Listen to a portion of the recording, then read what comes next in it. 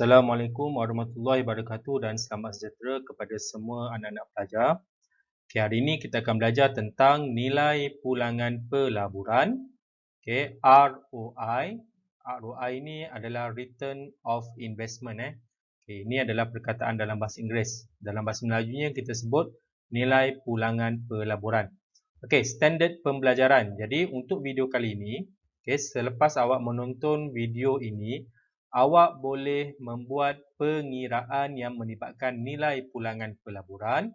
So nanti kita akan jumpa beberapa situasi pelaburan dan kita akan kira berapakah peratus pulangan pelaburan ataupun ROI bagi setiap pelaburan yang dibuat, dan seterusnya menerangkan faktor yang mempengaruhi pulangan pelaburan serta kesannya. Okay, jadi bahagian yang kedua dalam video ini nanti awak akan belajar tentang apakah faktor-faktor yang perlu diambil kira oleh seorang pelabur sebelum mereka membuat pelaburan. Okey, apa itu nilai pulangan pelaburan ataupun ROI? Selepas ni saya akan guna perkataan ROI. Baik, ROI merujuk kepada nilai pulangan atas setiap ringgit yang dilaburkan oleh pelabur.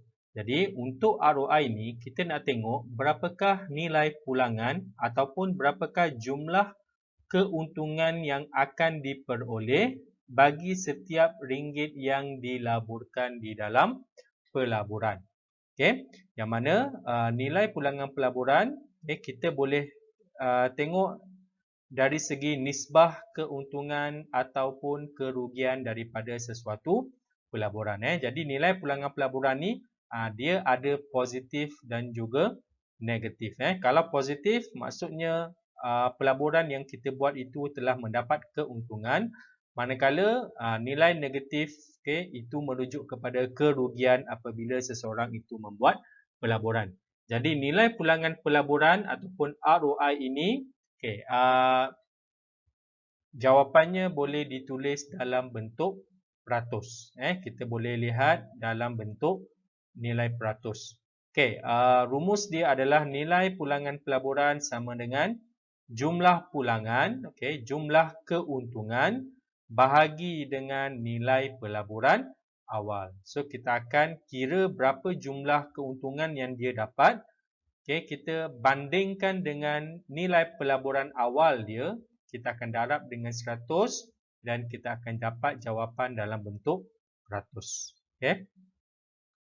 Baik, salah satu cara untuk seseorang itu membuat pelaburan iaitu dengan membeli saham daripada amanah saham. Yang mana jika seseorang itu membeli saham daripada unit amanah saham, mereka akan mendapat pulangan dalam bentuk dividen, share bonus dan juga keuntungan modal. Jadi pulangan ni dia merujuk kepada keuntungan. Jadi jika seseorang itu membeli saham dalam unit amanah saham, mereka mungkin boleh dapat dalam bentuk dividen. Dividen ini biasanya diberi pada akhir tahun kewangan dan juga dihitung berdasarkan jumlah yang dilaburkan. Jadi bagi pulangan yang pertama ini, seseorang yang telah membeli saham, jika mereka mendapat dividen, mereka akan mendapat dalam bentuk tunai. Mereka akan dapat wang. Dia bergantung kepada jumlah yang dilaburkan. Semakin banyak awak melabur dalam amanah saham, maka seseorang itu akan mendapat lebih banyak pulangan dia. Yang pertama kita sebut pulangan dalam bentuk dividen. Yang kedua adalah pulangan dalam bentuk share bonus. Yang ini dia tak memberi tunai. Sebaliknya, keuntungan itu diberikan berdasarkan kepada pertambahan share ataupun saham. Contohnya, kalau awak beli 5,000 unit saham, kemudian pada hujung tahun, amanah saham dia nak agihkan pulangan ataupun keuntungan kepada pemegang saham, mereka akan beri share bonus. Dia akan tambah lagi unit saham awak. Mungkin 5,000, dia akan tambah lagi kepada 6,000. Jadi kalau untuk share bonus ni awak tak akan dapat wang tunai. awak akan hanya dapat melalui penambahan unit saham. Okey, yang ketiga, pulangan dalam amanah saham dari segi keuntungan modal. Keuntungan modal ni maksudnya awak beli, contohnya kalau kita beli saham pada tahun 2015 dengan harga RM2. Biasanya harga saham ini setiap tahun harganya akan meningkat. Pada tahun 2020 contohnya, selepas 5 tahun, awak jual semula saham itu apabila harganya telah meningkat. Jadi perubahan harga itu kita sebut sebagai keuntungan modal. Beli saham dengan harga yang rendah, kita jual dengan harga yang lebih tinggi. Jadi bagi amanah saham ini, ini adalah salah satu contoh pelaburan yang agak baik. Kerana risiko kerugian bagi unit amanah saham ini risikonya adalah rendah. Jadi sesuailah untuk para pelabur yang baru berjinak hendak melabur dalam pelaburan. Kerana bagi unit amanah saham ini, kalau sebelum ni cikgu dah bercerita kepada kamu kan tentang unit amanah saham ini. Unit amanah saham ini adalah biasanya orang yang menguruskan unit amanah saham ini terdiri daripada orang-orang profesional. Dia membantu kita untuk membuat pelaburan. Dan dalam masa yang sama, bagi unit amanah saham ini, ianya di bawah pemantauan Bank Negara. Jadi bagi pelabur yang melabur dalam unit amanah saham ini, awak tak perlu risau tentang kerugian kerana duit awak dijamin oleh Bank Negara. Ini untuk amanah saham. Selain daripada kita membeli saham daripada unit amanah saham untuk membuat pelaburan, pelaburan juga boleh dibuat dalam bidang hartanah. Contoh hartanah adalah tanah, rumah dan juga lot komersial. Bagaimana pelaburan boleh dibuat dalam bidang hartanah? Apa pulangan ataupun keuntungannya? Jadi bagi bidang hartanah, keuntungannya boleh dapat dua cara, iaitu sama ada awak akan dapat dalam bentuk sewa. Sewa ni maksudnya kita ada tanah, kita ada rumah dan juga kita ada lot kedai. Kita beri sewa kepada orang lain dan kita akan mendapat pendapatan daripada sewa. Itu adalah pulangan yang kita akan dapat. Ataupun cara yang kedua adalah keuntungan modal. Keuntungan modal yang telah cikgu sebut tadi adalah kita beli tanah dengan harga rendah, kemudian kita jual semula apabila harganya telah meningkat. Sama juga dengan rumah dan lot komersial ni. Kerana dalam bidang hartanah ni, nilainya setiap tahun semakin lama semakin naik. Jadi keuntungan modal yang kita boleh dapat adalah keuntungan daripada kenaikan harga-harga tanah ni. Jadi daripada keuntungan modal ini kita boleh kira berapakah nilai pulangan pelaburan ataupun ROI. Nanti kita akan tengok contoh soalan untuk awak lebih faham. Kita pergi kepada contoh soalan. Baik, soalan yang pertama. Pada awal tahun 2020, Maria telah membuat pelaburan berjumlah 18,500. Jadi 18,500 ni adalah pelaburan awal. Pada akhir tahun, jumlah pelaburannya telah meningkat kepada 19,832. Hitung peratus nilai pulangan pelaburan yang diperolehinya. Jadi langkah yang pertama, awak keluarkan dahulu rumus bagi peratus nilai pelaburan. Peratus nilai pulangan pelaburan ataupun ROI. Jadi ROI sama dengan jumlah pulangan bahagi dengan pelaburan awal darab dengan 100. Darab dengan 100. Jadi kalau tengok balik kepada soalan ni, pada awal tahun, Maria telah membuat pelaburan berjumlah 18,500. So 18,500 ini merujuk kepada pelaburan awal. Pelaburan awal. Manakala pada hujung tahun, jumlahnya telah meningkat kepada 19,832. Yang ini adalah pelaburan akhir. So, macam mana kita nak cari jumlah pulangan dia? Okay, nak cari jumlah pulangannya, pelaburan akhir kita akan tolak dengan pelaburan awal. Jadi, jumlah pulangan kita adalah pelaburan akhir, nilai pelaburan akhir 19,832 tolak dengan pelaburan awal 18,500 bahagi dengan pelaburan awal 18,500 awak akan darab dengan 100. Jadi kira 19,832 tolak dengan 18,500. So, jumlah pulangan kita adalah 1332 bahagi dengan 18,500 darab dengan 100. Jadi, jawapan awak adalah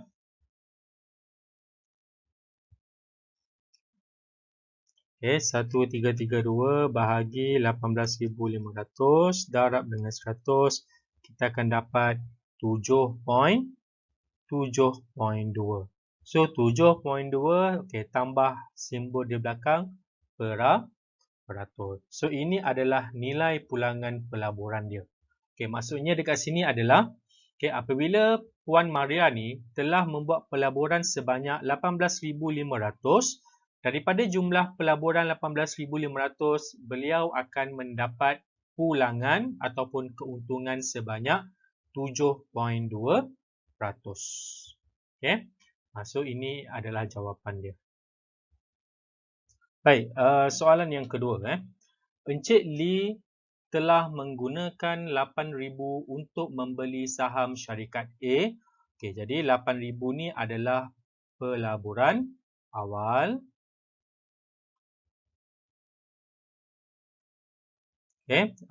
Dia telah mendapat dividen sebanyak 200.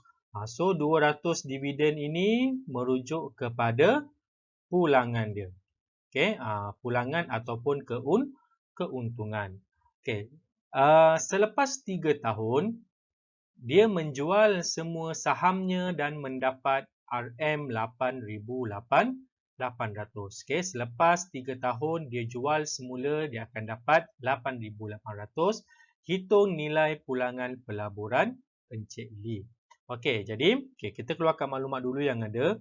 Yang pertama, dia dapat dividen. Dividen ataupun keuntungan yang dia dapat adalah sebanyak RM200. Itu yang pertama. Baik, yang kedua dekat sini adalah ada juga keuntungan modal. Kenapa saya kata dekat sini ada keuntungan modal? Kerana dia beli saham harga 8,000, kemudian dia jual semula saham itu selepas 3 tahun dengan harga 8,800. So, dekat sini ada keuntungan modal. Jadi macam mana nak kira keuntungan modal? Harga jual 8,800. Awak tolak dengan harga asal dia 8,000. So, Encik Lee dah dapat keuntungan modal sebanyak RM8,800. Jadi dia nak cari hitung nilai pulangan pelaburan.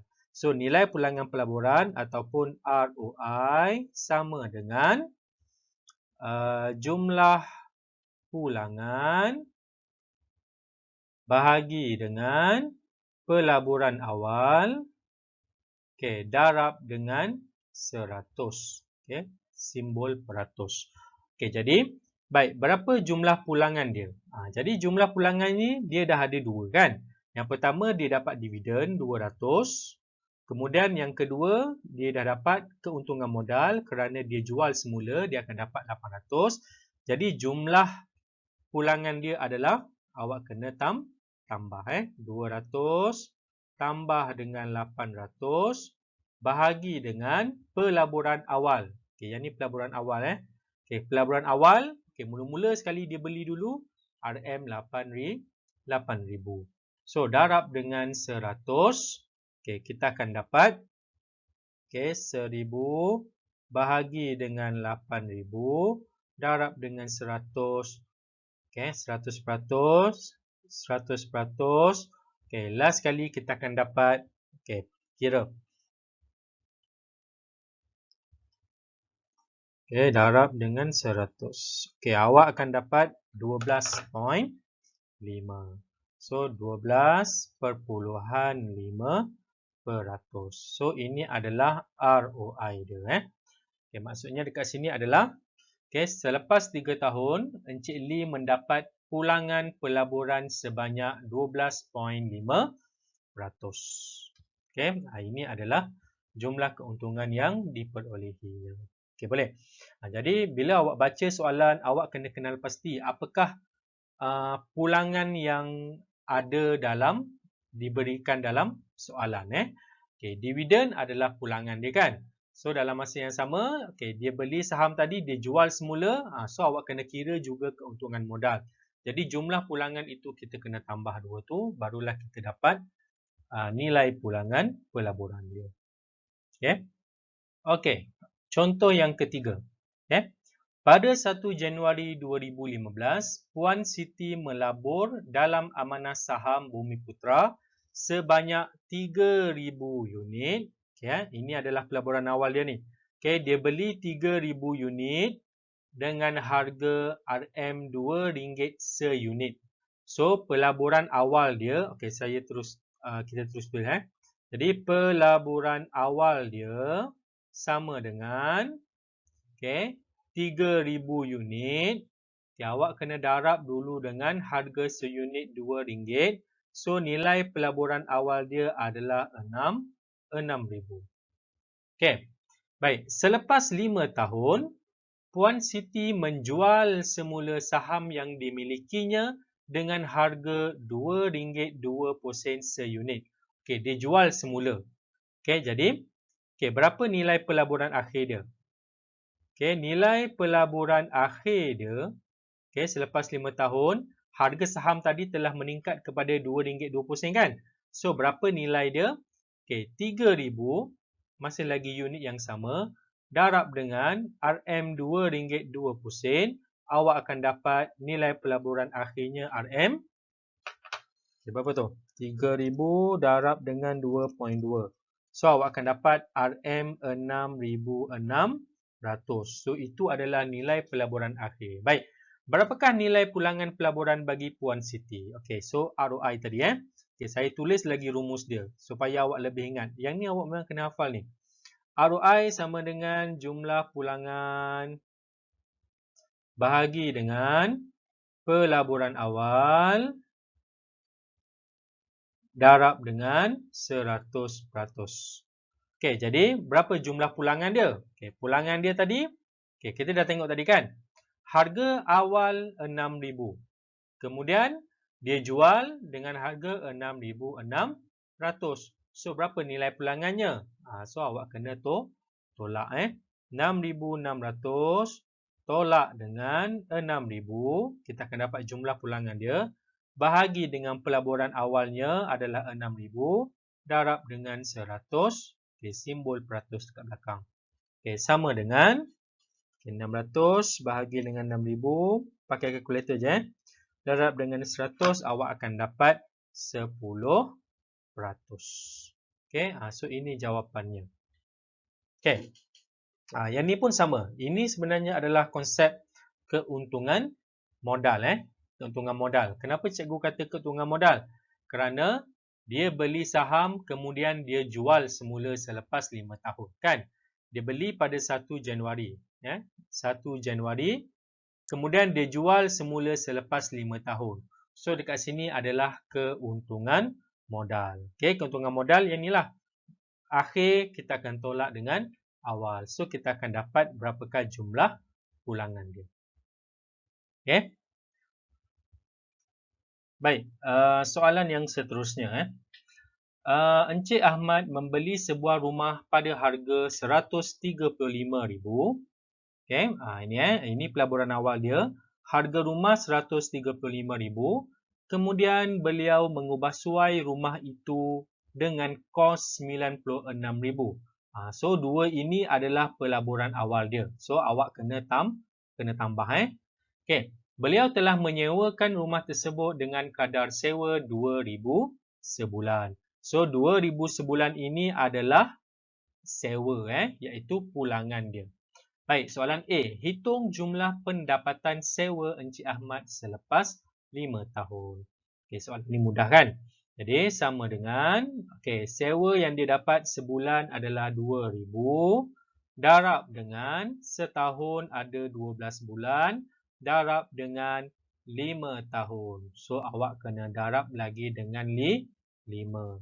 So jumlah pendapatan sewa dia adalah sebanyak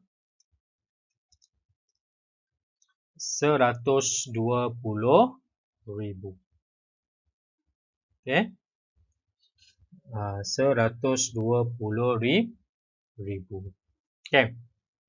Baik, itu adalah jumlah pendapatan sewa. Okey, soalan B. Jika selepas 5 tahun Encik Ahmad menjual rumah tersebut pada harga 300,000. Okey, dia jual So bila dia jual, maksudnya dekat sini awak kena kira berapakah keuntungan modal dia. Hitung nilai pulangan pelaburan yang diperolehinya. So kita nak cari ROI juga. Okey. Jadi sekarang ni kita nak cari keuntungan modal. Okey, kerana dia beli dan dia jual kan. So keuntungan modal kita akan dapat sama dengan harga jual dia RM300,000. Okey, tolak dengan pelaburan awal dia. So pelaburan awalnya tadi yang ini kan, 135,000 dan juga 96,000. So awak tambah ni, 135,000 tambah dengan 96,000. So awak akan dapat keuntungan modalnya sebanyak, kira. Tolak 135,000. Awak akan dapat RM 69,000. So 69,000 ni adalah keuntungan modal. So kita nak cari ROI kan. Jadi ROI tadi rumus dia adalah jumlah pulangan bahagi dengan pelaburan awal. Jadi berapa jumlah pulangan dia? So awak kena kira ni Yang pertama tadi kita dah kira keuntungan modal dia adalah 69,000. Itu yang pertama. Yang kedua, dalam tempoh 5 tahun, dia juga mendapat pendapatan sewa sebanyak 120,000. Jadi, untuk mencari ROI, dua nilai ini awak kena tambah sebagai jumlah pulangan dia.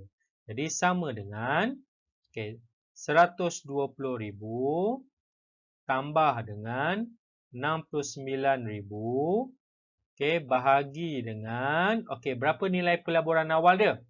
Ini nilai pelaburan awal dia kan. 135,000 dan juga 96,000. So jumlahnya berapa tadi?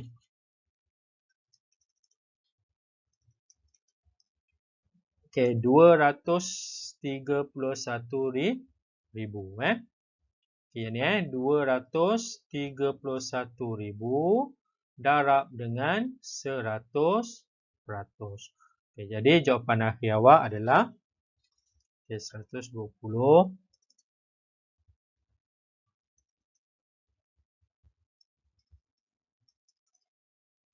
Darab dengan 100. Kita akan dapat 81.82%. So ini adalah jawapan dia. Ini jawapan dia. Jadi awak tengok nilai dia kan. Baik, selepas 5 tahun sahaja Encik Ahmad berjaya mendapat pulangan sebanyak 81.82% daripada jumlah pelaburan awal dia. Jadi ini yang awak kena ambil, yang awak kena fokus sikit kat sini adalah yang ini pelaburan awal ni. Pelaburan awal ni adalah kos yang ditanggung oleh Encik Ahmad untuk membeli sebuah rumah. Jadi segala perbelanjaan yang dibuat oleh Encik Ahmad pada awal semasa membeli rumah itu, sama ada dia ubah suai ataupun apa lagi? Dia menambah kos-kos guaman kalau beli rumah kan ada kos daripada pihak peguam itu semua kos yang terlibat untuk membeli hartanah itu kita kena kira sebagai pelaburan awal. So kita akan tambah semua ni sebagai pelaburan awal. Barulah kita boleh buat perbandingan dengan nilai pelaburan akhir untuk mencari keuntungan modal. Kita dah dapat keuntungan modal. Kemudian dalam masa yang sama, kalau ada pendapatan yang lain, iaitu contohnya sewa tadi, so nilai itu kita kena tambah. Jadi kalau awak tengok kan, dalam bidang hartanah sebenarnya, nilai pulangan pelaburannya agak tinggi sebenarnya. Nanti kita akan tengok antara senarai pelaburan yang ada, mana pelaburan yang lebih menguntungkan. Kita akan bincang yang tu nanti. Baik, sebelum seseorang itu membuat pelaburan, mereka perlu mengambil kira beberapa faktor ini. So, dekat sini ada 3 faktor yang perlu diambil kira sebelum membuat pelaburan. Baik, yang pertama adalah potensi risiko pelaburan. Baik, risiko merujuk kepada ketidakpastian yang mungkin berlaku sewaktu pelaburan dilakukan. Jadi, bagi seorang pelabur, mereka akan menilai risiko setiap pelaburan yang akan dibuat. Dia kena kenal pasti pelaburan mana yang boleh memberikan risiko yang tinggi, kemungkinan berlaku kerugian kepada mereka. Mereka perlu membuat analisis terhadap risiko pelaburan itu. Yang kedua, pelabur juga akan lihat dari segi tahap pulangan. Pulangan ini tadi merujuk kepada keuntungan. Sebagai seorang pelabur, sudah tentulah mereka akan memilih pelaburan yang memberi keuntungan yang lebih tinggi. Tadi kita dah jawab beberapa soalan berkaitan dengan pelaburan untuk mencari nilai pulangan pelaburan kan. Jadi kalau kita tengok beberapa soalan tadi sebenarnya yang memberi tahap pulangan ataupun keuntungan yang lebih tinggi ini adalah dalam bidang hartanah. Baik. Itu yang kedua, tahap pulangan dia merujuk kepada keuntungan. Yang ketiga, pelabur juga melihat dari segi aspek kecairan. Apa itu kecairan ini? Kecairan berkaitan dengan seberapa segera boleh ditunaikan daripada sesuatu pelaburan atau simpanan tersebut. Maksudnya dekat sini adalah yang dikatakan sebagai kecairan ni, seberapa cepat duit itu boleh dipulangkan semula kepada pelabur dalam bentuk tunai. Contohnya sekiranya pelabur itu sudah tidak berminat untuk membuat pelaburan. Antara pelaburan-pelaburan yang ada, yang mana boleh memberikan pulangan semula tunai kepada mereka dalam masa yang lebih cepat. Jadi dari segi aspek kecairan ni dia ada dua lah, sama ada kecairannya adalah tinggi dan juga kecairannya adalah rendah. Kalau kecairan tinggi, maksudnya duit itu kita boleh dapat semula dalam masa yang cepat. Kalau kecairan rendah, duit itu boleh dapat semula tetapi mengambil masa yang agak lama. Baik, perbandingan risiko pulangan dan kecairan. Jadi dalam pelaburan, ini jenis-jenis pelaburan yang kita dah belajar sebenarnya. Simpanan, maksudnya kita simpan duit di dalam bank. Simpanan. Simpanan tetap, kita simpan duit juga di dalam bank, tetapi dalam tempoh yang tertentu. Saham syarikat, kita boleh beli saham daripada syarikat yang ada. Kalau di Malaysia ni, kalau awak nak beli saham syarikat, urus niaga jual beli saham ini dilakukan di Kuala Lumpur. Apa nama dia? Di bursa saham Kuala Lumpur. Saham ni kalau awak pergi bursa saham Kuala Lumpur, dia sama macam kalau dekat Amerika tu dia panggil Wall Street kan. Ada senarai semua syarikat-syarikat yang ada yang menawarkan harga-harga saham tertentu dan kita boleh pilih syarikat mana yang kita nak melabur. Seterusnya jenis pelaburan iaitu hartanah tadi. Sama ada kita boleh beli tanah, rumah, kan, lot kedai, itu pelaburan ya, dan juga unit amanah.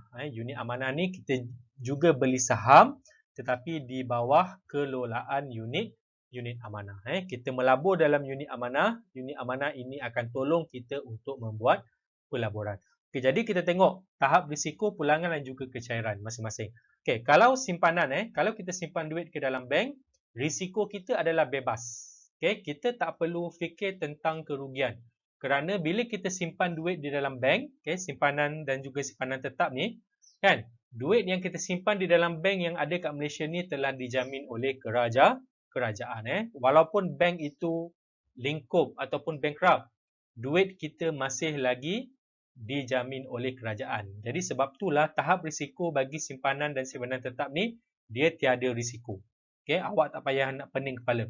Tapi, dari segi pulangan, dari segi keuntungannya, kalau kita simpan saja duit di dalam bank itu, tahap pulangannya adalah rendah. Keuntungan yang kita dapat itu hanyalah sedikit saja. Biasanya bank hanya beri sekitar paling tinggi pun 2% sahaja nilai pulangan dia ataupun ROI dia. Rendah. Manakala tahap kecairannya adalah tinggi. Ingat tadi, tahap kecairan ini merujuk kepada seberapa cepat wang tunai itu dikembalikan kepada kita. Jadi maksudnya kalau tahap kecairan tinggi, kita boleh dapat semula duit kita daripada simpanan dan simpanan tetap itu dalam masa yang sangat singkat. Kan? Yang ketiga, kalau saham syarikat, kalau kita beli share-share daripada syarikat-syarikat awam ataupun swasta yang ada di Malaysia, tahap risikonya adalah sangat tinggi. Kenapa tahap risikonya tinggi? Kerana dia bergantung kepada keuntungan syarikat. Jadi kalau syarikat itu mendapat untung yang tinggi, sudah tentulah pemegang-pemegang saham ini juga akan dapat untung yang tinggi. Manakala kalau saham syarikat, kalau syarikat itu rugi, risikonya adalah mereka terpaksa menanggung kerugian. Jadi tahap risikonya tinggi kerana ketidakpastian itu terlalu tinggi. Kalau kita beli saham syarikat, kita tak tahu apa yang berlaku pada masa akan datang, kan? Kita tak tahu sama ada syarikat itu boleh maju ke depan, boleh mendapat untung yang tinggi ataupun sebaliknya. Sebab itulah tahap risikonya tinggi. Baik, bagi tahap pulangan, keuntungannya juga adalah tinggi sebenarnya untuk saham syarikat. Kerana seperti yang cikgu sebut tadi, pulangan dia bergantung kepada keuntungan syarikat. Kalau syarikat itu dapat untung, maka keuntungan ataupun pulangannya juga akan tinggi.